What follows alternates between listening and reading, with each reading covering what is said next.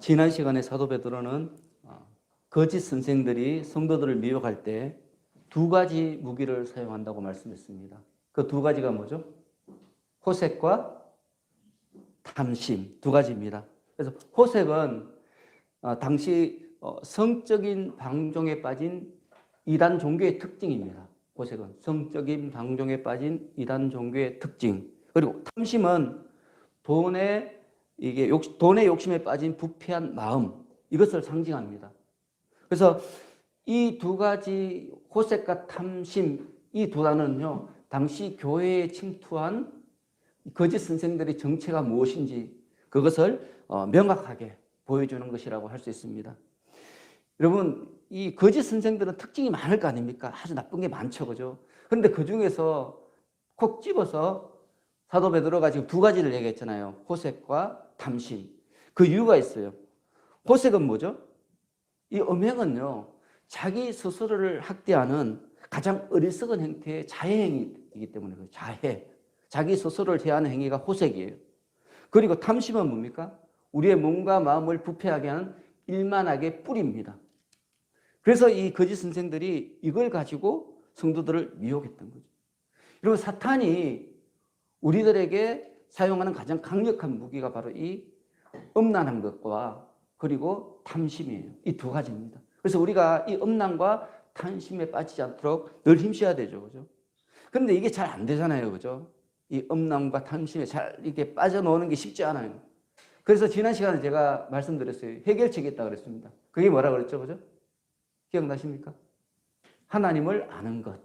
하나님을 알면 이런 것에 안 빠질 수 있다. 이렇게 말씀드렸습니다. 그래서 하나님을 아는 바른 지식을 가진 성도들이 성령의 권능을 가지고 그리고 선한 삶을 살고 형제를 사랑하는 삶을 살면 그런 교회를 이루어가면 여러분, 거짓 선생들이 교회에 들어올 수가 없어요. 들어와도 어떻게 할 수가 없죠. 그죠? 왔다가 그냥 가든지 아니면 그들이 변화되어서 그들도 선한 삶을 사는 성도가 되든지 둘 중에 하나가 되는 거예요. 그래서 여러분, 우리에게 중요한 것은 뭔가 하면 하나님의 뜻을 아는 거죠. 우리 교회 표어도 하나님의 뜻을 알고 행하는 교회. 그래서 여러분들이 하나님의 뜻을 알고 행하는 귀한 성도님들이 되었으면 좋겠습니다. 이것만이 우리가 믿음을 지킬 수 있는 유일한 길입니다. 이게 없으면 내가 아무리 열정적으로 주님을 사랑하려고 힘쓰고 애써도 안 돼요. 이 아는 이 지식이 우리를 지키는 거죠. 그래서 여러분들이 하나님을 아는 분들이 되시기를 예수님으로 축원합니다. 자, 오늘 본문은요, 범죄한 자들을 심판하시는 하나님의 공의에 대한 말씀입니다. 자, 먼저 사도 베드로는 이 거짓 선생들에 대한 죄를 이야기하기 전에 먼저 천사들을 언급합니다. 자, 4절 함께 있습니다. 4절 시작. 하나님이 범죄한 천사들을 용서하지 아니하시고 지옥에 던져 어두운 구덩이에 두어 심판 때까지 지키게 하셨으며. 여러분, 천사들은 모든 피조물 가운데 가장 거룩하게 창조된 존재입니다. 가장 거룩하게 창조된 존재가 누구라고요? 천사예요. 그래서 우리 예수님께서도 이 천사를 가리킬 때 거룩한 천사 이렇게 칭하셨어요. 천사는 거룩한 존재는 그만큼 성결한 존재라는 거죠. 그리고 이 천사들은요, 사람들과 비교할 수 없는 큰 능력을 가지고 있었습니다. 여러분, 역대하 32장 21절에 보시면 한 천사가 아수르 왕의 진영에서 모든 큰 용사와 대장과 지휘관들을 멸했다. 이렇게 한 천사가 모든 용사와 대장과 지휘관들을 멸할 정도로 이 천사들은 강력한 존재입니다. 굉장한 존재죠. 그죠? 거룩하면서도 강력한 존재가 누구예요? 천사들이에요. 그런데 이런 천사들조차도 범죄하면 어떻게 돼요? 하나님 앞에서 죄의 대가를 치러야 된다는 거죠. 지금 사도 베드로가 우리 그걸 이야기하는 거예요. 거룩하고 굉장히 큰 능력을 가진 존재라 할지라도 그가 범죄하게 되면 어떻게 된다고요? 하나님 앞에 심판을 받는다는 거죠. 그런데 하물며 우리 인간이 어떻게 했냐 이 말이에요. 지금 하물며 우리들 참 죄 많잖아요. 허물 많잖아요. 우리 같은 인간은 얼마나 더 큰 심판을 받겠냐 이 말이에요. 지금 그런데 여러분 간혹 보면 이런 분들이 계세요. 나는 믿음으로 이미 하나님의 자녀가 되었기 때문에 내가 어떤 죄를 저지르더라도 나는 하나님의 심판에서 져야 된다. 이렇게 생각하는 거죠. 혹시 여러분들 중에서 그렇게 생각하시는 분 계십니까? 나는 믿기 때문에, 예수를 믿기 때문에 어떤 범죄를 저질러도 하나님께서 내 죄를 용서하시고 나를 구원하실 것이다. 여러분 그렇게 믿는 대표적인 사람들이 구원파죠. 그죠? 구원파. 그리고 우리 성도들 중에서 이런 성도들이 적지 않아요. 적지 않아요. 그래서 막 죄를 짓는 거죠. 그렇지 않겠습니까? 이걸 믿으니까 이런 잘못된 이 하나님에 대한 지식을 믿고 있기 때문에 자꾸 죄를 짓는 거예요. 여러분, 우리가 아무리 예수 그리스도의 보혈로 구원을 받았다 할지라도, 우리가 거룩한 존재가 되었다 할지라도 죄를 지으면 하나님의 공의의 심판에서 벗어날 수 없어요. 그걸 아셔야 돼요. 물론 우리 하나님께서는 자비하셔요. 사랑이 많으셔요. 그래서 한 번 구원한 성도가 타락했다고 해서 천사들을 정죄하듯이 단번에 정죄하지는 않아요. 하지만 우리를, 하나님께서 범죄한 우리를 구원하시진 않는다는 거죠. 지금 당장은 심판하지 않지만 결국에는 우리가 이 천사들처럼 심판의 그 구렁텅이에 빠질 수밖에 없다는 것입니다. 그래서 우리는 늘 죄를 짓지만 하지만 하나님께서 단번에 우리를 심판하지 않기 때문에 우리가 구원에 대해서 큰 염려를 하지 않는 가장 근본적인 이유가 바로 그것이 되기도 합니다. 그런데 중요한 게 있죠. 그죠? 중요한 건 뭔가 하면 정말 내가 하나님께서 택하신 백성이고 예수 그리스도의 십자가 보혈로 구원받은 자라면은 고의적으로 죄를 지을 수 있겠습니까? 그게 문제라는 거예요, 지금. 여러분, 내가 진짜 예수를 믿고 진짜 예수님의 십자가 보혈로 구원을 받았다면 우리는 죄에 대해서 굉장히 경각심을 가질 거예요. 왜? 예수님께서 내 죄 때문에 죽으셨잖아요. 그죠? 근데 또 내가 죄를 져요? 그런데 우리는 죄를 짓잖아요, 근데. 그죠? 그래서 우리 성도들에게 우리 하나님께서 회개를 허락하셨어요. 회개하고 다시 같은 죄를 반복하지 말라는 거예요. 근데 반복 안 할 수가 없기 때문에 반복하지 않도록 우리가 노력해야 돼요. 노력해야 돼요. 그런 노력을 통해서 우리가 같은 죄로부터 점점 멀어지는 거죠. 여러분, 잘못된 습관은 단번에 안 고쳐집니다. 그렇죠, 그죠? 오랜 시간 동안 다시 반복해서 바른 자세를 가질 때 잘못된 자세가 새롭게 바른 자세로 변화되는 거죠, 그죠? 근데 우리는 자꾸 이런 생각을 해요. 내가 한번 하면 변화될 거라고 자꾸 생각하는 거예요. 변화될 거. 여러분, 예를 들어서 제가 목 디스크가 좀 있어요. 목 디스크가 있는 사람은 거북목을 하면 안 되잖아요, 그죠? 그런데 가끔씩 생각날 때마다 똑바로 앉고 평상시에는 계속 이렇게 거북목으로 앉아 있으면서 목 디스크가 날 거라고 생각하면 어리석은 건 아니겠습니까? 그렇죠, 그죠? 계속해서 우리가 이 거북목이 되지 않도록 조심해서 내가 똑바른 자세를 계속 유지할 때 이 목 디스크가 낫는 거예요. 마찬가지로 여러분, 우리가 예수 그리스도를 믿음으로 구원받았잖아요. 근데 이 구원이요, 그냥 지켜지는 것이 아니에요. 구원받은 자로서의 삶을 살기에 매일같이 힘써야 돼요. 가끔씩 힘쓰면 안 되고, 제가 수요일에 말씀드렸죠. 우리가 예수 믿고 선하게 사는 것을 특별한 일로 생각하면 돼요, 안 돼요? 안 되는 거예요, 여러분. 우리가 자꾸 특별한 일로 생각하니까 넘어지는 거예요. 우리의 일상이 돼야 되는 거죠. 예수를 믿고 예수님 뜻대로 사는 것이 우리의 일상이 돼야 돼요. 그런데 많은 사람들이 예수를 믿고 선한 일을 하는 것을 특별한 일로 여겨요. 야, 오늘 내가 특별한 일을 했어. 예수님의 사랑으로 내 형제를 용서했어. 예수님의 사랑으로 연약한 자를 도왔어. 자꾸 이렇게 생각하는 거예요. 특별한 일. 근데 여러분, 특별한 일은 가끔씩 있는 거잖아요. 제가 수요일에도 말씀드렸다시피. 그죠? 근데 우리는 자꾸 그렇게 생각하니까 넘어지는 거예요. 예수를 믿고 선한 일을 하는 것은 특별한 일이 아니라 매일같이 해야 되는 거예요. 우리 일상이 돼야 되는 거죠. 우리의 잘못된 삶의 자세를 바로잡는 것은 가끔씩 생각날 때마다 잡는 것이 아니라 매일같이 잡아야 돼요. 매일같이. 매일매일 내가 바르게 서 있는지, 내 자세가 바른지, 다시 죄에 빠지고 있지는 않은지 스스로 살펴봐야 되는 거죠. 여러분, 이런 자세가 없으면 내가 진짜 예수를 믿는 사람인지 스스로를 의심해야 돼요. 의심해야 돼요. 여러분, 내가 예수를 믿고 구원받았는데 그런데 자꾸 죄를 지어요. 죄를 지어요. 여러분, 그런 분들은 하나님의 진짜 자녀가 아니에요. 오해하는 거죠. 자기가 구원받은 거를 오해하는 거예요. 오해하는 거예요. 여러분, 그런 사람들은 반드시 죄의 대가를 받게 돼 있어요. 성경은 그걸 말해요. 그래서 여러분, 우리가 예수를 믿는 자로서 범죄하지 않게 힘써야 돼요. 노력해야 돼요. 노력해야 돼요. 우리가 믿음으로 구원받았다 할지라도 언제든지 하나님에 대하여 반역하고 하나님 앞에 죄를 짓는다면 우리가 하나님의 자녀라는 그 종교의 자리에서 끊어질 수 있다는 것을 늘 기억해야 돼요. 이걸 기억하는 사람이 하나님 뜻 가운데 설 수 있는 거죠. 이걸 자꾸 잊어버리니까 나도 모르게 옛 습관 가운데 자꾸 빠지는 거예요. 여러분, 우리의 구원은 그냥 우연히 이루어진 것도 아니고요. 어떤 작은 일을 통해서 그냥 그저 믿음으로 이렇게 되어진 것도 아니에요. 우리의 구원은 하나님의 아들이신 예수 그리스도가 십자가에 못 박혀 죽음으로써 주어진 그런 구원이에요. 그게 우리의 믿음의 정체예요. 근데 우리는 자꾸 값없이 구원받았다. 그러니까 예수 그리스도를 믿는 것을 너무 싸구려로 이렇게 자꾸 취급하는 그런 경향이 있습니다. 여러분, 절대 우리가 값없이 구원받은 게 아니에요. 우리의 구원에는 하나님의 아들이 십자가에 못 박혀 죽는 정말 두렵고도 떨리는 무서운 그런 사건이 있었다는 거예요. 그 일을 통해서 우리가 구원받은 거죠. 그런데 우리는 자꾸 그저 받았다고. 여러분, 그저 받은 것은 소중한 것이 아니잖아요. 그죠? 우리가 뭐든지 그냥 받은 것은 소중하게 여길 줄 모르는 그런 습성이 있어요. 여러분, 그래서 속담에 이런 말도 있어요. 산삼도 그저 받으면 효과가 없다는 거예요. 산삼도 먹어봤자 무효과밖에 안 난대요.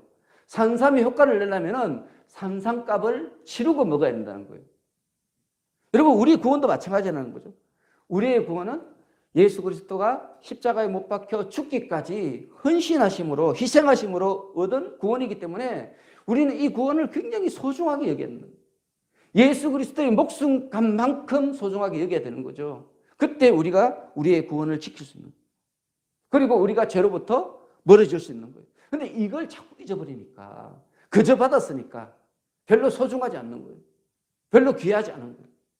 그래서 오늘부터 여러분, 예수 그리스도께서 우리에게 주신 이 믿음은 그저가 아니라 예수님의 핏값으로 받았다는 것을 우리가 기억했으면 좋겠어요. 이렇게 기억하면 잘 넘어지지 않아요. 자, 그런데 우리가 자꾸 넘어지니까, 그래서 오늘 사도 베드로가 우리에게 이 범죄한 자들에 대한 하나님의 공의의 심판을 지금 이야기하고 있는 거예요. 그래서 두 번째 뭘 이야기하는가 하면 노아에 대해서 언급합니다. 노아. 우리 5절 함께 읽습니다. 5절 시작.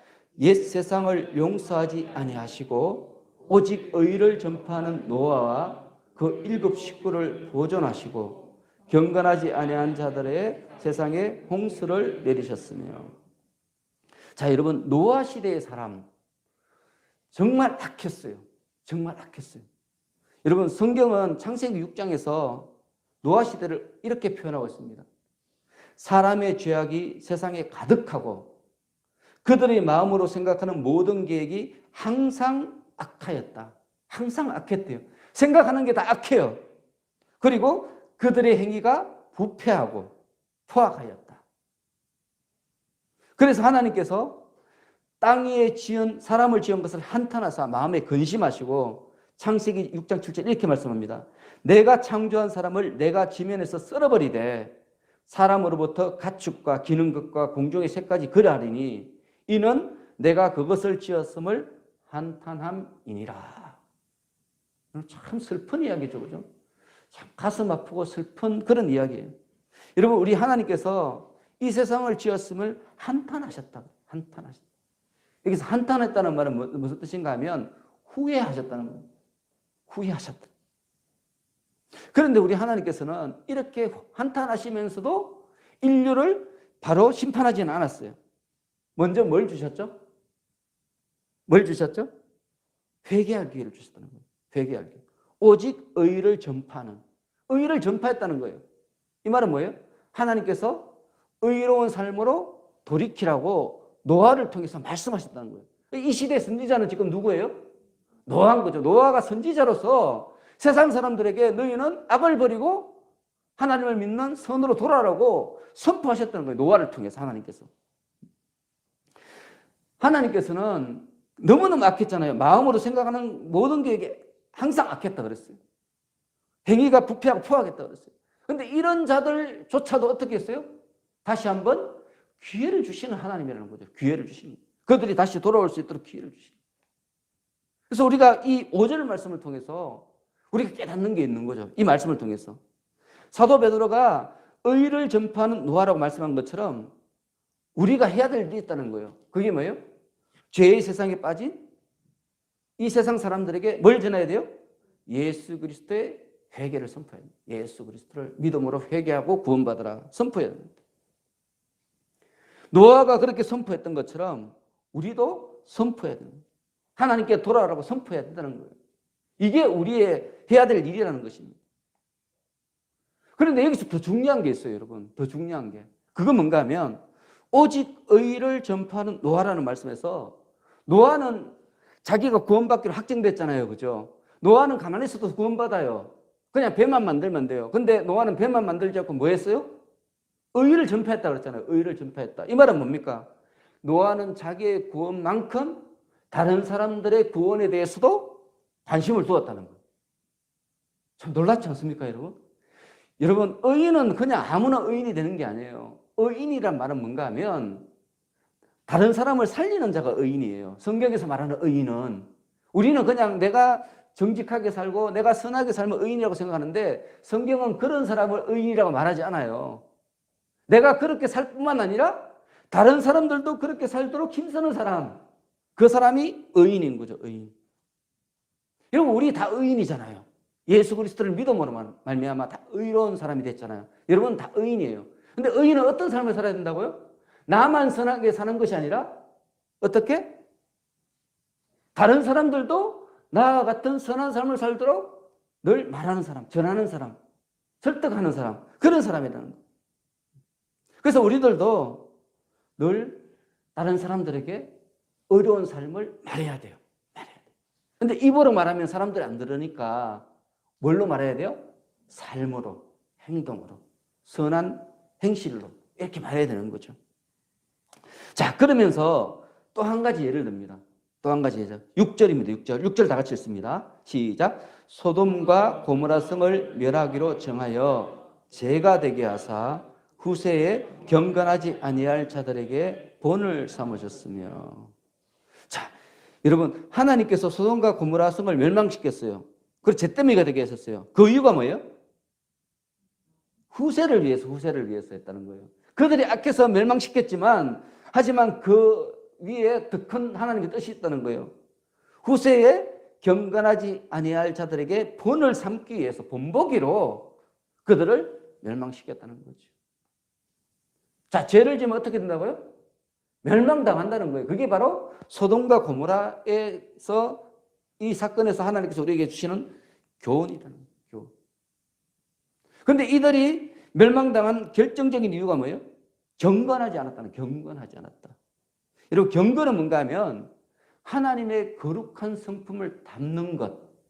이게 경건입니다. 경건은 뭐라고요? 하나님의 거룩한 성품을 담는 것. 여러분이 경건하다는 말은 뭐예요? 여러분 속에 뭐가 있어요? 하나님의 거룩한 성품이 있는 거예요. 하나님의 거룩한 성품. 여러분, 이 경건은 구원의 절대적인 조건은 아니지만 복음을 받아들인 사람들에게는 누구든지 다 나타나는 그런 결과예요. 그래서 이 경건은요, 구원의 척도다. 그렇게 말합니다. 경건은 뭐라고요?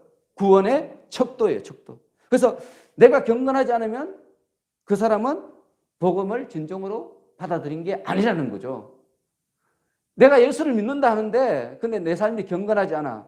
그러면 그 성도는 진짜 예수에게 구원받은 거예요? 구원받지 못한 거예요? 구원받지 못한 거라는 거죠. 지금 사도 베드로가 그걸 말하는 거예요. 만일 우리의 삶이 예수를 믿는데도 불구하고 경건하지 못한다면 여러분, 그것은 딱 한 가지 이유예요. 내가 진짜 예수를 믿어요. 근데 내 삶이 경건하지 않아. 그것은 여러분들이 영적으로 무지해서 그런 것도 아니고 무능해서 그런 것도 아니에요. 이유는 딱 한 가지예요. 여러분, 오늘 비법을 가르쳐 드리는 거예요, 여러분들. 내가 예수를 진짜 믿는데 경건하지 않다면 그 이유는 한 가지예요. 경건한 삶을 살기에 힘쓰지 않았기 때문에. 힘쓰지 않았기 때문에. 여러분, 교향악단 악기 연주자는요, 음악을 시작하기 전에 뭘 해야 돼요?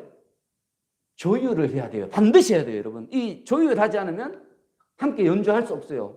안 되는 거예요, 조율을 안 하면. 그래서 교향악단은 연주하기 전에 반드시 조율을 해야 돼요. 마찬가지예요, 여러분. 우리도 아침에 일어나면 하나님의 뜻에 나의 생각을 조율을 해야 돼요. 조율. 바이올린이 피아노 소리를 듣고 조율하듯이 우리는 하나님의 말씀을 듣고 우리의 삶과 생각을 조율해야 돼요. 이것이 경건이에요. 경건. 이것이 경건의 시작이자 우리 성도의 삶의 시작입니다. 그런데 여러분, 우리가 이러한 조율이 없이 성도의 삶을 살려고 하니까 자꾸 부딪히는 거예요. 삶 속에 자꾸 불협화음이 일어나는 거예요. 성도로 삶을 살려고 하면 노력하는데 안 돼요. 안 돼요. 왜? 조율이 안 돼서 그런 거예요, 여러분. 여러분들이 소리를 내면 낼수록 더 불협화음이 일어나는 거예요. 나는 내 나름대로 막 선하게 사는데 잘 안 돼요. 나는 저 사람을 막 배려하는데 오히려 저 사람이 화를 내요. 왜냐하면 조율이 안 돼서 그래요. 우리 마음속에 여전히 악이 있어서 내가 상대방을 이해한다 하지만 그 이해함 속에는 나를 위한 것이 더 많아요, 여러분. 그걸 아셔야 됩니다. 다른 사람을 사랑해요. 근데 가만히 보면요, 자기를 더 사랑해요. 자기를 더 사랑해요. 저도 한 사람의 남편으로서 아내를 사랑하잖아요. 그죠? 그런데 가만히 속을 양심적으로 돌아보면요, 나를 더 사랑해요. 나를 위해서 아내를 더 사랑하는 거예요. 이게 사람이라는 거죠. 근데 이 마음을 벗어버려야 돼요. 진짜 사랑하려면은 우리 마음에 누구의 마음을 심어야 돼요? 하나님의 마음을 심어야 됩니다. 하나님의 마음으로 상대방을 바라봐야 되는데, 그래야지 예수 그리스도를 이 땅에 보내셔서 십자가에 못 박은 우리 하나님의 마음이 나에게 다가오는데, 근데 우리는 이런 하나님의 마음과 나의 마음을 조율하지 않기 때문에 우리가 하는 모든 믿음의 행위들이 자꾸 불협화음이 일어나는 거예요. 능력이 없어요. 능력이 없어요. 여러분, 그러므로 우리가 진짜 예수를 믿고 예수님의 뜻대로 살려면은 반드시 경건의 삶을 살기 힘써야 돼요. 이걸 안 하면 안 돼요. 이런 경건의 연습이 계속 지속되면 고난이 와도 낙심하지 않아요. 낙심하지 않아요. 오히려 고난 중에 귀로만 듣던 하나님을 어떻게 해요? 눈으로 보게 되는 놀라운 신앙 체험을 하게 되는 거예요. 우리가 뭘 할 때? 경건을 날마다 연습할 때. 경건은 연습을 해야 돼요. 연습. 우리가 경건의 연습을 통해서 우리의 삶이 하나님의 뜻에 따라 조율이 되죠. 조율. 그를 통해 일상 속에서 하나님의 영광을 보게 되고 더욱 깊은 구원의 확신 가운데 서게 되는 거예요. 여러분, 이게 바로 경건의 능력이에요. 그래서 사도 바울이 이 경건에 대해서 이런 말을 했습니다. 디모데전서 4장 8절 말씀이에요. 육체의 연습은 약간의 유익이 있으나 경건은 범사에 유익하니 금생과 내생에 약속이 있느니라. 여러분, 경건은 단순히 우리 삶을 멋지게 하는 것이 아니에요. 경건은 우리 삶을 성결하게 함과 동시에 다가오는 하나님의 나라를 향해 열려진 구원의 통로라는 거예요. 놀라운 말이죠. 그죠? 사도 바울이 놀라운 고백을 한 거예요. 경건이 하나님의 나라를 향하는 구원의 통로라는 거예요. 구원의 통로. 경건하지 않으면 하나님의 나라에 다다를 수 없다는 말이죠. 그죠? 그래서 여러분, 우리는 경건한 삶을 살아야 돼요. 경건한 삶. 그런데 또 여기서 질문 있잖아요. 그러면 경건한 삶이 뭐예요? 경건한 삶이 뭐예요? 그런데 성경은 친절하죠. 그죠? 아주 친절하게 경건한 삶이 뭔지 확실하게 이야기하고 있습니다. 여러분, 한번 찾아볼게요. 이게 굉장히 중요하니까. 야고보서 1장 27절이에요. 신약성경 372페이지. 이게 굉장히 중요하니까 오늘 말씀의 가장 중요한 말씀입니다. 야고보서 1장 27절. 신약성경 372페이지입니다. 자, 다 같이 한 목소리 읽습니다. 시작. 하나님 아버지 앞에서 정결하고 더러움이 없는 경건은 곧 고아와 과부를 그 환난 중에 돌보고 또 자기를 지켜 세속에 물들지 아니하는 그것이니라. 정말 단순 명료하죠. 그죠? 누구든지 다 알아들을 수 있는 그런 문장입니다. 하나님께서 칭찬하시는 경건은 뭐예요? 종교적인 경건을 넘어서야 되는 거죠. 넘어서서 자신의 삶을 정결하게 할 뿐만 아니라 더 나아가서 다른 연약한 사람들도 경건한 삶을 살 수 있도록 돕는 거다. 그 말이에요. 그죠? 그래서 나만 경건하면 안 돼요. 진짜 경건은 누구부터? 내 가족, 내 친척, 내 이웃에 이르기까지 주위에 함께하는 모든 사람들이 경건할 수 있도록 돕는 것. 이것이 바로 하나님께서 칭찬하시는 경건이라는 거예요. 경건. 여러분들 모두 이 칭찬의 주인공이 되시기를 예수님을 축원합니다. 자, 이어서 계속해서 7절 8절 있습니다. 7절 8절 시작. 무법한 자들의 음란한 행실로 말미암아 고통당하는 의로운 옷을 건지셨으니 이는 이 의인들이 날마다 저 불법한 행실을 보고 들으므로 그 의로운 심령이 상함이라. 아멘. 여러분, 롯이 살던 소돔과 고모라 성도 이 노아의 방주 시대와 마찬가지로 굉장히 무법하고 음란했습니다. 그런데 중요한 게 있죠. 그 가운데 롯이 있었어요. 롯. 그런데 롯은 그런 무법과 음란의 도시에 살면서도 악에 물들지 않았다는 거예요. 그는 경건하고 의로운 삶을 끝까지 지켰어요. 그런데 여러분, 그렇게 의롭고 경건한 삶을 끝까지 지켰는데도 불구하고 롯은 자기의 의지와 상관없이 무법과 음란으로 고통당했어요. 나는 무법과 음란에 빠지지 않았는데 그는 자기가 그러니까 그 무법과 음란 때문에 롯이 고통당했어요. 그리고 삶의 터전도 잃어버렸어요. 의로웠는데. 그리고 경건을 지켰어요. 롯은. 그죠? 의로웠어요. 그런데 그의 삶은 어떻게 돼요? 엉망이 되어버렸죠. 엉망이 되어버렸어요. 그렇지 않습니까? 완전히 엉망이 돼요. 우리가 창세기를 보면 그 다음에는 제가 말을 안 하겠는데 기가 막힌 일도 생겨요. 기가 막힌. 롯이 의로웠는데 누구 때문에 그래 된 거예요? 세상의 악함 때문에. 세상의 악함 때문에. 여러분, 이런 걸 보면서 우리가 그러잖아요. 왜 하나님은 세상을 심판하지 않습니까? 너무 악한데 왜 심판하지 않습니까? 무엇 때문에 이 악한 사람들 때문에 의로운 사람들조차 고난을 받아야 됩니까? 도대체 하나님께서는 언제 이 세상을 심판하십니까? 이런 질문들을 많이 하죠. 그죠? 너무 기가 막힌 일들을 맞이하면 우리가 하나님께 늘 묻잖아요. 하나님, 도대체 세상이 왜 이렇습니까? 왜 심판을 하지 않습니까? 왜 심판을 하지 않습니까? 요한계시록을 보면 하나님께서 언제 우리의 온통함을 갚아주시겠습니까? 순교한 자들이 그렇게 막 외치는 그런 장면이 나옵니다. 이게 우리의 질문이죠. 여러분, 우리는 예수를 믿는데도 평안하지 않을 때가 많죠. 그죠? 근데 이건 정상이 아니에요. 왜냐하면 우리 예수님께서 예수님을 의롭게 믿는 자에게는 평안을 주시겠다고 약속하셨기 때문에. 약속하셨어요. 예수 믿는 자는 평안해야 돼요. 평안해요. 그런데 현실은 안 그렇죠. 그죠? 예수를 믿는데도 의롭게 사는데도 오히려 악한 자들보다 더 힘들어요.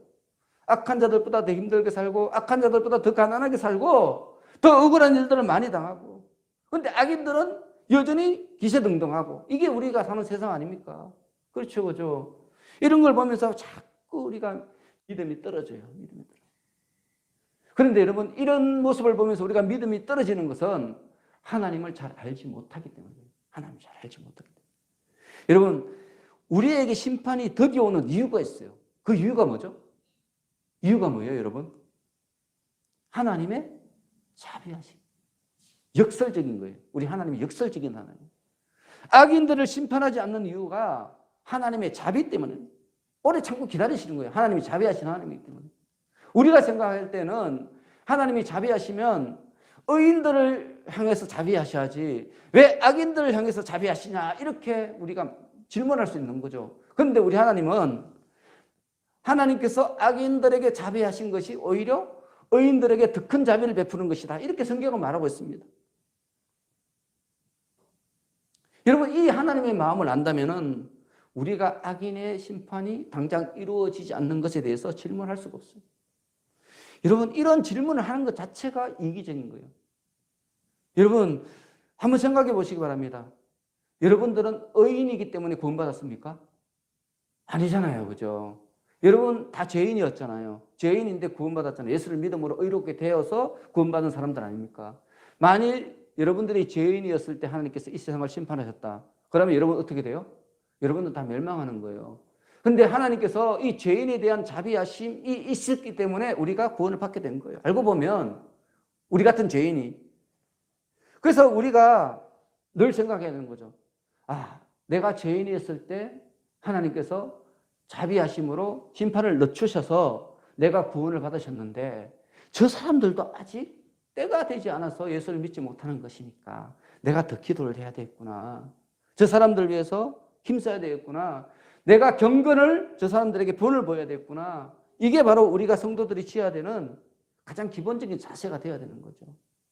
근데 이런 것을 잘 모르기 때문에 자꾸 원망하는 거예요. 원망하는 거예요.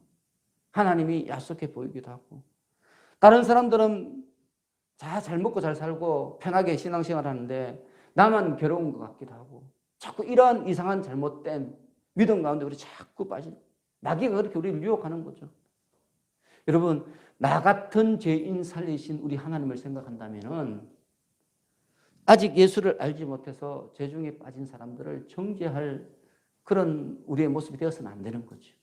우리가 그런 사람을 정죄한다는 것은 아직도 나의 구원이 얼마나 귀한 것인지 내가 깨닫지 못하고 있다는 증거가 되는 것이요. 내 구원이 진짜 소중한 거라면은 지금 예수를 알지 못해서 교회를 핍박하고 비방하고 여전히 자기의 이익을 위해서 악한 수단들을 사용하는 그 사람들을 우리가 불쌍한 눈으로 바라보고 오히려 그 사람들 앞에서 더 정직하게 성실하게 일함으로써 정직과 성실이 이긴다는 것을 보여줘야 되는 거죠, 우리가.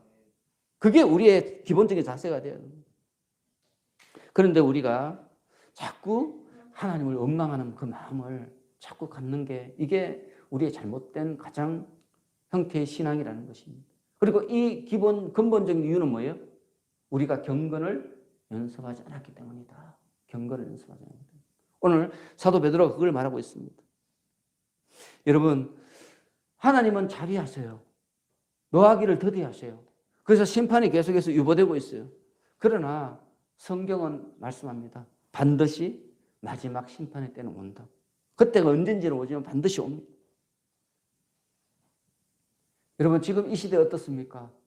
소돔과 고모라 비교하지 못할 만큼 참 음란합니다. 음란합니다. 탐욕이 지금 20대 몇 %가 코인 이렇게 한다는데 그런 거 보면 참 가슴이 아파요. 그거 투기잖아요. 그죠? 완전히 하루에 100%씩 오르고 1000%씩 오르고 그런 거지 않습니까? 투기죠. 그죠? 이 시대의 젊은이들이 땀 흘려서 수고할 생각을 하지 않고 투기에 집중하고 투기. 전 국민의 그 대다수가 지금 주식의 열풍에 4천만 명이 주식을 한다고 이런 소리를 들었습니다. 그런데 그게 정상적인 투자라면 괜찮은데 다 투기지 않습니까? 일확천금을 누리고 돈을 집어넣었다 뺐다 집어넣었다 뺐다 하면서 어떻게 해서든지 재산을 불리려고 노력하지 않고 수고하지 않고 재산을 불리려는 사람들. 여러분 그런 풍조가 우리 지금 대한민국 안에 가득 차 있지 않습니까? 가득 차 있지 않습니까? 이게 뭡니까? 지금 우리나라가 이런 탐욕 가운데 빠져 있다는 거예요. 음란한 것은 말도 못하죠. 말도 못하죠. 말도 할 수가 없어요. 오죽하면 시장 두 분이 그죠? 음란한 것 때문에 그죠? 그래서 시장에서 내려왔지 않습니까? 시장객이 내려왔고 이거 투표도 있지 않습니까? 그만큼 이 시대가 우리나라가 음란하다는 증거예요, 그게. 그런데 그럼에도 불구하고 하나님께서 우리나라를 심판하지 않잖아요. 여전히 교회가 많고요. 성도가 많아요. 코로나 때문에 막 이렇게 핍박받고 저주받고 사람들에게 손가락질 받아도 그래도 여전히 성도들은 엄청 많아요. 그리고 이 땅은 여전히 심판받지 않고 있어요. 여러분 그 이유가 뭡니까? 그 이유가 뭡니까? 한 영혼이라도 더 구원하시려는 하나님의 자비하심 때문에 그래요. 자비하심. 여러분 이것을 우리가 안다면은 우리가 시간을 허비할 수가 없습니다. 더욱더 의를 행해야 되고요. 더욱더 선을 행해야 돼요. 하나님을 경외하는 마음을 하나님의 마음에 내 마음을 조율시키는 그 일을 힘써야 되는 거죠. 지금 이때가 우리가 필요한 때예요. 하나님께서 가장 우리를 필요로 하시는 때가 바로 이때라는 거예요. 그런데 우리는 이때 다른 사람들처럼 자기 자신의 것을 꽉 움켜쥐고 있고 자기를 지키기에 집중하고 있다면 하나님의 나라는 무너지고 말게 되는 거죠. 여러분, 우리가 우리 자신을 희생하는 거 참 힘들어요. 힘들어요. 그렇죠, 그죠? 남들은 자기 것 막 움켜쥐는데 내 손을 열고 내 거를 가져가라는 게 얼마나 힘든 일입니까? 정말 우리 목숨을 내어주는 것만큼 힘든 일이죠. 또 자기중심적인 이 세상과 너무 맞지 않는 그런 행동이 어리석은 행동처럼 보이죠, 그죠? 그런데 성경은 우리들에게 그렇게 살라고 말하잖아요. 그렇게 살라. 너희들은 이 경건의 삶, 이 나눔의 삶을 포기해서는 안 된다. 선한 삶을 포기해서는 안 된다. 계속해서 말합니다. 그러면서 성경이 우리들에게 희망의 말씀을 주세요. 그게 뭔가 하면 갈라디아서 6장 9절 말씀입니다. 우리가 선을 행하되 낙심하지 말지니 포기하지 아니하면 때가 이름에 거두리라. 우리가 선을 행하되 포기하지 않고 끝까지 행하면 예수님께서 반드시 그 선한 삶에 대한 열매를 주신다는 거예요. 우리가 거둘 수 있게 된다는 거예요. 이게 성경이 우리에게 주시는 희망의 메시지인 거죠. 이걸 믿고 선한 삶을 살아가는 거죠. 그래서 여러분, 오늘부터 다시 우리가 날마다 경건을 연습했으면 좋겠습니다. 그리고 경건을 연습하되 우리 성도로서의 삶을 포기하지 않고 인내하고 성도로서의 선한 삶을 사는 우리 모두가 되기를 예수님의 이름으로 축원합니다. 자, 기도하겠습니다. 하나님 아버지, 사람들이 음란과 탐욕에 사로잡히고 죄에 깊이 빠지는 것은 경건을 잃어버렸기 때문입니다. 저희들은 경건을 잃어버리지 않도록 날마다 하나님의 마음에 자신의 마음을 조율하는 자들이 되게 하여 주옵소서. 그를 통해 우리 모든 성도들이 주 안에서 아름다운 하모니를 이루며 하나님의 교회를 든든히 세워가게 하여 주옵소서. 예수님의 이름으로 기도하옵나이다. 아멘.